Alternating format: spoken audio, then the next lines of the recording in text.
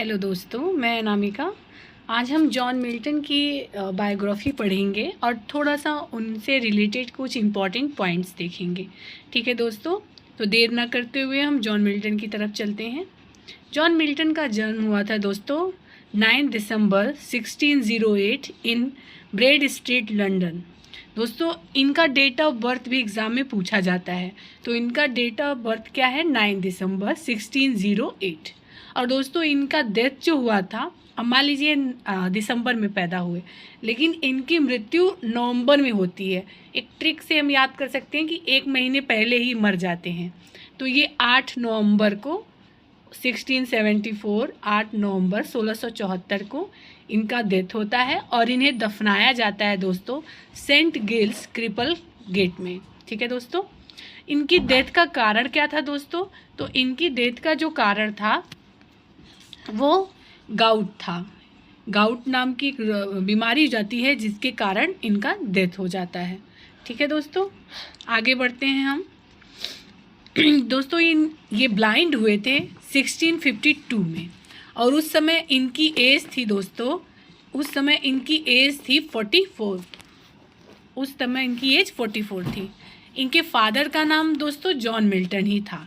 इनके फादर का नाम भी जॉन मिल्टन था, यानी इनका नाम भी जॉन मिल्टन और इनके फादर का नाम भी जॉन मिल्टन। इनकी मदर का नाम सारा जेफरे था।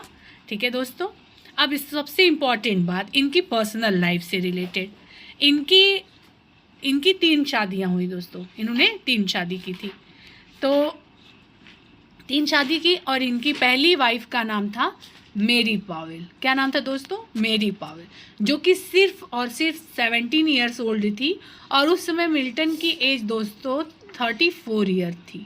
ठीक है, उस समय मिल्टन जो थे वो 34 ईयर्स के थे और मेरी पावेल जो थी वो 17 ईयर्स की थी। ठीक, और इनकी जो मैरिज हुई थी वो 1642 में हुई। लेकिन दोस्तों, ये आपको पता है कि मिल्टन जो थे वो प्यूरिटन थे, तो इनकी वाइफ का इनके साथ बनता नहीं था, तो इनकी वाइफ इन्हें छोड़कर चली गई। लेकिन फिर इन्होंने ऑन डाइवोर्स करके एक पैम्फलेट लिखा, मैं आगे भी आपको उसके बारे में बताऊंगी। तो इसकी वजह से बहुत कंट्रोवर्सी हुई। फिर इनकी वाइफ 1645 में इनके पास रिटर्न आई। और सोचिए दोस्तों कि इतनी कॉम्प्लिकेटेड मैरिज लाइफ होते हुए भी इनके उन मैरी पॉवेल से 4 बच्चे हुए। ठीक है दोस्तों, आई होप आपको समझ में आया होगा मैरी पॉवेल से। ठीक, अब हम आगे बढ़ते हैं। जैसा मैंने आपको बताया उस समय मिल्टन की एज 34 ईयर्स थी। इनकी सेकेंड वाइफ का नाम है दोस्तों कैथरीन वुडकॉक। इनकी सेकेंड वाइफ का नाम है कैथरीन वुडकॉक और ये इनकी बेस्ट वाइफ थी। आप कह सकते हैं कि मिल्टन को इनसे बहुत गहरा लगाव था। ठीक है दोस्तों, और एक सोनेट भी है जो कि मिल्टन ने इन्हीं को डेडिकेट किया है ऑन ही डिसीज्ड वाइफ। ठीक है दोस्तों, एक ये सोनेट है जो कि मिल्टन ने अपनी वाइफ कैथरीन वुडकॉक को डेडिकेट किया है।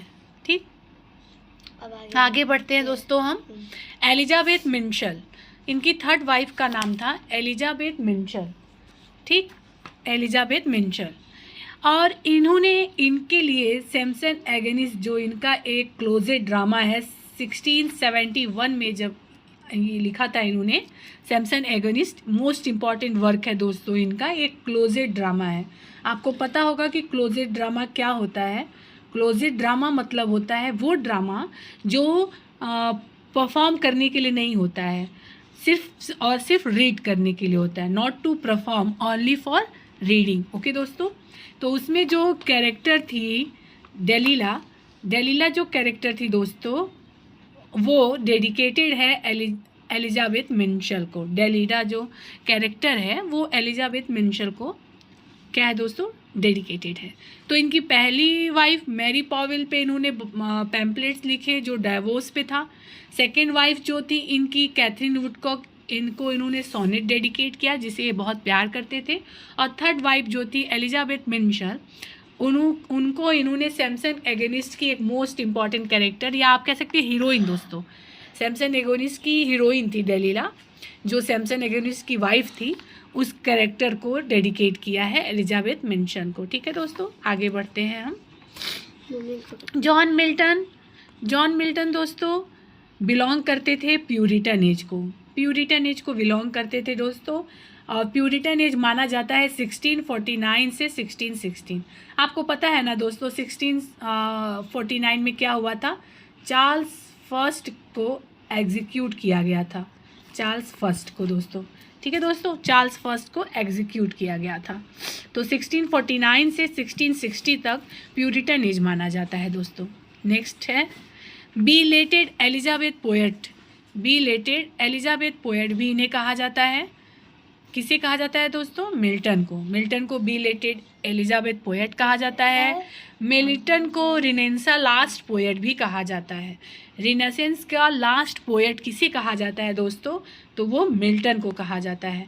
नेक्स्ट है आपका कि स्पेंसर पॉलिटिकल सन, स्पेंसर का पॉलिटिकल सन इनको किसने कहा था दोस्तों, तो ड्राइडेन ने कहा था।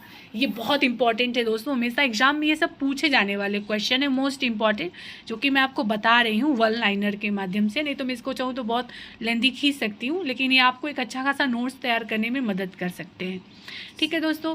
फिर Milton road paradise lost in grand style, ये बहुत बार पूछा जाता है दोस्तों कि पैराडाइज लॉस्ट जो इनकी एक इपिक है उसको वो किस स्टाइल में लिखी गई थी दोस्तों, तो वो ग्रैंड स्टाइल में लिखी गई थी, ठीक है दोस्तों। आगे बढ़ते हैं।